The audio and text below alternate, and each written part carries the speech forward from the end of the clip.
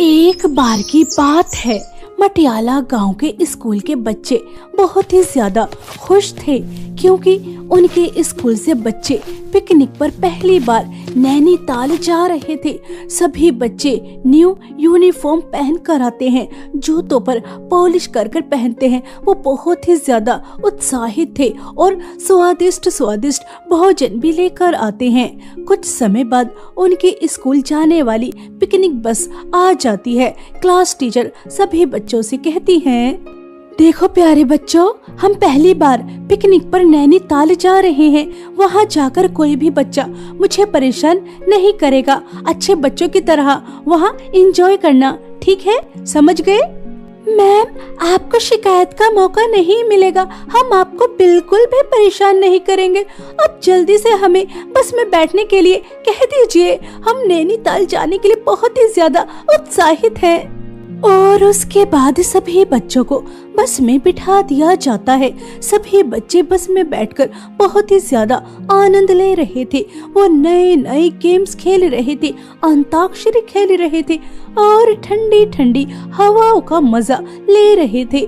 कुछ समय बाद एक स्टूडेंट अपनी टीचर से कहती है, मैम, मुझे वॉशरूम जाना है। बेटा, यह तुम क्या कह रही हो? अभी इस समय मैं तुम्हें वॉशरूम कहाँ लेकर जाऊँ? अभी हम रास्ते में हैं। मैंने सभी बच्चों से पहले ही कहा था कि सब फ्रेश होकर आना। प्लीज मैम, मुझे वॉशरूम जाना है। मेरे पेट में बहुत ज्यादा दर्द हो रहा है। मुझे वॉशरूम जाना है। प्लीज मैम, कुछ तो कीजिए, मुझे वॉशरूम जाना है। ठीक है, ज्यादा परेशान मत हो।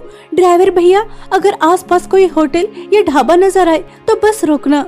कुछ समय बाद ड्राइवर को एक ढाबा नजर आता है और वो बस को साइड में लगा लेता है। तभी सावित्री मैम सभी बच्चों से कहती हैं, चलो बच्चों, हम थोड़ी देर ढाबे पर कुछ खा भी लेते हैं। जिसे वॉशरूम जाना है वो वॉशरूम भी चला जाएगा, क्योंकि बार बार हम बस नहीं रोकेंगे। अगर इसी तरह से जगह जगह बस रोकी तो हम समय पर अपनी मंजिल पर नहीं पहुंच पाएंगे। ठीक है, चलो आराम से।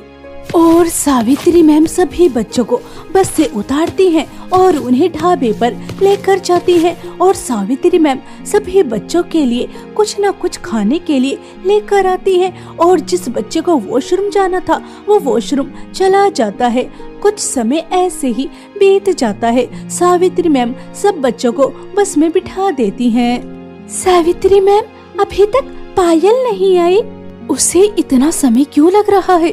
तुम सब बस में मेरा इंतजार करो, मैं बस अभी आती हूँ। देखती हूँ पायल कहाँ रह गई। सावित्री मैम सभी बच्चों को बस में बिठाकर पायल को ढूंढने के लिए दोबारा से ढाबे पर जाती हैं। और वहाँ जाकर देखती हैं तो वहाँ कुछ भी नहीं था। ना वहाँ कोई इंसान था, ना कोई ढाबा था और ना ही वो बूढ़ी औरत जो उस ढाबे को चला रही थी। यह देखकर सावित्री मैम चौंक जाती हैं। यह क्या? अभी 5 मिनट पहले ही तो यहाँ पर एक ढाबा था और हम सबने यहाँ पर खाना खाया था, और अब ना ढाबा ना कोई इंसान, यहाँ तो कोई भी नहीं। ऐसा कैसे हो सकता है? पायल, पायल, पायल कहाँ हो तुम? पायल, पायल, पायल कहाँ हो? सावित्री मैम, सावित्री मैम, मुझे बचाओ, मुझे बचाओ। यह चुड़ैल मुझे अपने साथ लेकर जा रही है। सावित्री मैम, सावित्री मैम, मुझे बचाओ। यह चुड़ैल मुझे अपने साथ लेकर जा रही है। यह मुझे मार देगी। सावित्री मैम, मुझे बचाओ। सावित्री मैम। ये आवाज तो पायल की है। और इसने क्या कहा? चुड़ैल, यह क्या? ओह नो, यहाँ डेंजरस का निशान बना हुआ है। इसका मतलब हम गलत जगह पर आ गए हैं। ये हमसे क्या हो गया? मुझे पायल को बचाना होगा। आवाज उस तरफ से आ रही है। सावित्री मैम को पायल की चीख पुकार की आवाज आ रही थी और जिस तरफ से आवाज आ रही थी वहाँ चारों तरफ जंगल ही जंगल, घोर अंधेरा ही अंधेरा। वहाँ कोई नहीं था। सावित्री मैम को उस तरफ जाते हुए डर तो बहुत लग रहा था, लेकिन वो अपने स्टूडेंट को इस तरह से अकेला छोड़कर भी तो नहीं जा सकती थी। और वो वहाँ जाने लगती हैं। तभी उन्हें ऐसा लगता है जैसे किसी ने उनके कंधे पर हाथ रखा हो, और वो जैसे ही पीछे मुड़कर देखती हैं तो एक बूढ़ी औरत होती है। बिटिया, कहाँ जा रही हो? वहाँ जाना तेरे लिए ठीक नहीं। अगर तूने उस जगह कदम भी रखा तो तू वहाँ से जिंदा वापस नहीं आएगी। वो जगह भूतों की है। भूत इंसानों की खुशबू सूंघ कर उसे वापस नहीं आने देते। इसलिए अगर तुझे अपनी जान प्यारी है तो यहाँ से वापस चली जा, उस तरफ मत जा। वहाँ सिर्फ खतरा ही खतरा है। मगर काकी, मेरी एक बच्ची उस चुड़ैल के चंगुल में फंस चुकी है। मैं इस तरह से हाथ पर हाथ रखकर नहीं बैठ सकती। मुझे उसे बचा कर लेकर आना होगा। मैं उसे अकेला नहीं छोड़ सकती। देख बिटिया, मैं जानती हूँ तुझे उसकी चिंता है, लेकिन इस समय तुझे और बच्चों की चिंता करनी चाहिए। अगर तू यहाँ से वापस नहीं गई तो शायद तुझे वो सब बच्चे भी ना मिले, इसलिए जल्दी उनके पास जा। सावित्री मैम उस बूढ़ी औरत की बात सुनकर कश्मकश में फंस जाती है कि अब वो क्या करे। एक तरफ पायल की चीख पुकार की आवाज अभी भी आ रही थी और दूसरी तरफ वो बूढ़ी औरत कह रही थी कि अभी इस समय इस जगह से नहीं गई तो और बच्चों की जान भी खतरे में पड़ सकती है। मुझे समझ आ चुका है कि मुझे क्या करना है। उस बूढ़ी औरत ने ठीक ही कहा था, वो भूत बहुत ही ज्यादा खतरनाक है। मुझे उसके जाल में नहीं फंसना, मुझे और बच्चों के बारे में सोचना चाहिए। और ऐसा सोचकर सावित्री मैम अपना फैसला बदल लेती है और वो पायल को बचाने के लिए उस घने जंगल में नहीं जाती और वो उन सभी बच्चों के बारे में सोचकर वापस बस के पास आ जाती हैं। सावित्री मैम बहुत ही ज्यादा दुखी थी और वो उदास मन से बस में बैठी हुई थी। कुछ दूर बस चलती है, तभी उनके कानों में एक आवाज आती है जिसे सुनकर उनके होश उड़ जाते हैं। मैंने अभी पायल की आवाज सुनी। बस में पायल है क्या? सावित्री मैम, पायल तो हमारे साथ बहुत समय से है। क्यों, आपने पायल को देखा नहीं? सावित्री मैम, आपको क्या हुआ है? आप मेरे बारे में ऐसे क्यों पूछ रही हैं? जब हम एक साथ पिकनिक पर आए हैं तो मैं भी तो आपके साथ ही होंगी। मैं आपको छोड़कर कहाँ जाऊंगी? तुम पायल नहीं हो। तुम पायल नहीं हो। तुम्हारी आंखें पत्थर जैसी लग रही हैं। तुम्हारी पलकें भी नहीं झपक रही। तुम पायल नहीं हो, तुम कोई भूत हो, क्योंकि पायल को तो चुड़ैल अपने साथ ले जा चुकी थी। हाँ, तुम पायल नहीं हो। सावित्री मैम, रात का समय हो रहा है और आप ऐसी बातें कर रही हैं। आप हम सब बच्चों को क्यों डरा रही हैं? अभी तो हम नैनीताल पहुंचे भी नहीं और आप भी सफर में ही ऐसी बातें कर रही हैं। आप हमें क्यों डरा रही हैं? आपकी बातें सुनकर बहुत डर लग रहा है। और यह क्या, अभी तक हम यहाँ से बाहर क्यों नहीं निकले? यह ढाबा तो वही है जिस पर हम सब ने खाना खाया था। जब मैं वहाँ दोबारा गई तो यह ढाबा नहीं था और अब ये ढाबा दोबारा से नजर आ रहा है। ड्राइवर भैया, आप ये क्या कर रहे हैं? आप हमें यहाँ से क्यों नहीं लेकर जा रहे? हम यहाँ गोल गोल क्यों घूम रहे हैं?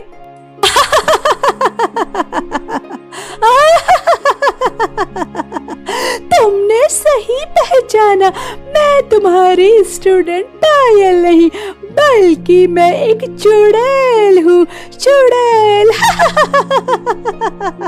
अब तुम यहाँ से बचकर नहीं जाओगे। तुम हमारे जाल में फंस चुके हो। तुम अपनी यह पिकनिक का सफर कभी पूरा नहीं कर पाओगे। यह सफर तुम्हारा आखिरी सफर बन चुका है। भूतिया सफर। और इतना कहते ही पायल अपने असली रूप में आ जाती है।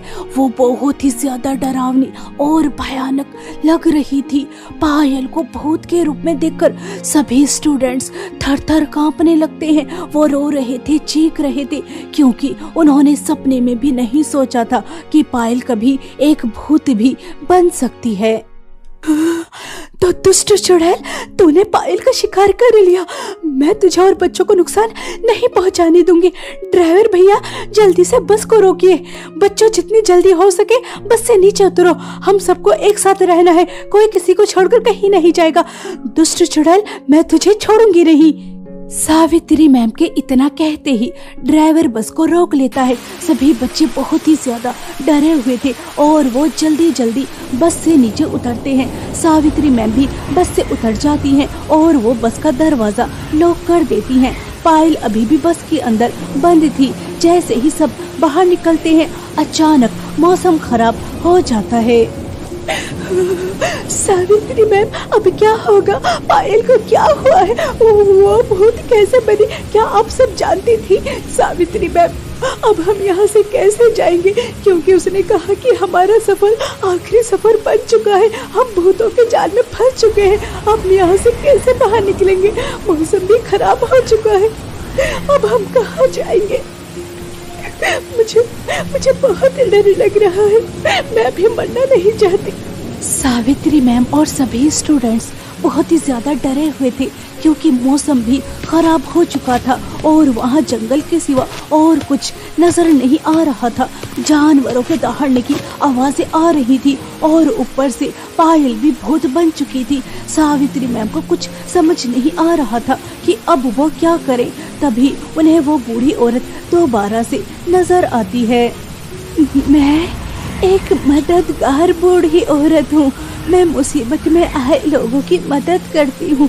तुम भूतों के जाल में फंस चुके हो, इसलिए मैं तुम्हारी मदद करना चाहती हूँ। सावित्री मैम, ये बूढ़ी औरत मुझे ठीक नहीं लग रही। इसकी आंखें वैसी ही है जैसे पायल की थी। मुझे लगता है ये कोई चुड़ैल है। हमें इसकी बात नहीं माननी चाहिए। चलिए यहाँ से चलते हैं, इससे पहले कि ये हमें अपने जाल में फंसा ले। सावित्री मैम ने उस बूढ़ी औरत की आंखें देखी तो सच में उसकी आंखें भी बहुत ही ज्यादा खतरनाक लग रही थी। सावित्री मैम और सभी स्टूडेंट्स बूढ़ी औरत की बात नहीं मानते और वो वहाँ से भागने लगते हैं। बारिश तेज हो चुकी थी। आसमान में जोर जोर से बिजली कड़कड़ा रही थी। कुछ दूर चलने के बाद उन्हें एक पुरानी हवेली नजर आती है। सबके कदम वहीं रुक जाते हैं। मुझे लगता है कि हमें इस हवेली के अंदर जाना चाहिए क्योंकि इसके सिवा हमारे पास और कोई रास्ता नहीं। सावित्री मैम सभी बच्चों को हवेली के अंदर ले जाने लगती हैं। तभी नैना जोर से चीख पड़ती है। सावित्री मैम, हम हवेली के अंदर नहीं जाएंगे। देखिए, यहाँ पायल की डेड बॉडी पड़ी हुई है। इसका मतलब पायल को भी यहाँ मारा गया था। यहाँ चुड़ैलों का साया है। हमें यहाँ से तुरंत निकलना चाहिए। अगर हम इस हवेली में गए तो पायल की तरह हम सबकी भी मौत हो जाएगी। सभी स्टूडेंट्स और सावित्री मैम पायल की डेड बॉडी देखकर फूट फूट कर रोने लगते हैं।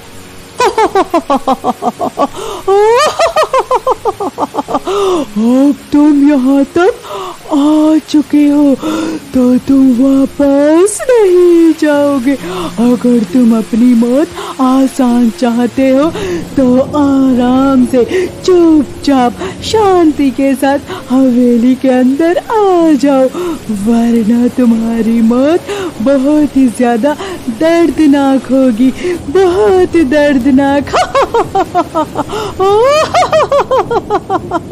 सावित्री मैम, हमें हवेली के अंदर जाना चाहिए। ये आवाज बहुत खतरनाक है। अगर हम अंदर नहीं गए तो हमारी मौत बहुत भयानक होगी।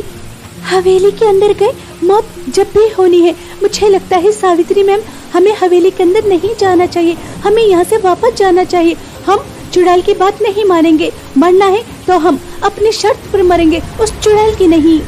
सावित्री मैम को सुनैना की बात समझ में आ जाती है और वो हवेली के अंदर नहीं जाती। तभी उनके सामने बहुत ही ज्यादा खतरनाक चुड़ैल आ जाती हैं और वो सबको हवा में लटका देती हैं।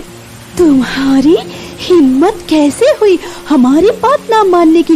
अब देखो तुम्हारी मौत कितनी ज्यादा खतरनाक होने वाली है। तुमने क्या सोचा था कि तुम अगर हवेली में नहीं जाओगी तो तुम यहाँ से बचकर जा सकती हो? अब देखो तुम मरने वाली हो, तुम्हारी मौत बहुत ही ज्यादा दर्दनाक होने वाली है, मरने को तैयार हो जाओ। तुम जैसे दुष्ट चुड़ैल से हम नहीं डरते, अगर तुम्हें हमें मारना है तो मारो, हम मरने के लिए तैयार हैं। चुड़ैल उन सबको बहुत ही ज्यादा डराने की, धमकाने की कोशिश कर रही थी, लेकिन वो बिल्कुल भी नहीं डर रहे थे। और कुछ समय बाद वो चुड़ैल वहां से अदृश्य हो जाती हैं। जो हवेली कुछ समय पहले डरावनी और भयानक लग रही थी, वो भी सामान्य हो जाती है और पायल भी ठीक हो जाती है। यह देखकर सावित्री मैम और सभी स्टूडेंट्स चौंक जाते हैं कि सब कुछ सामान्य कैसे हो सकता है। तभी वहाँ वो बूढ़ी औरत आती है। यह तो चमत्कार हो गया, तुमने उन सभी भूतों को, चुड़ैलों को मुक्ति दिलाई और वो यहाँ से जा चुके। अब यह रास्ता सबके लिए सेफ हो चुका है, अब यहाँ कोई खतरा नहीं। मगर ये सब कैसे हुआ? पायल जो मर चुकी थी वो कैसे जिंदा हो सकती है? मरने के बाद कोई जिंदा कैसे हो सकता है?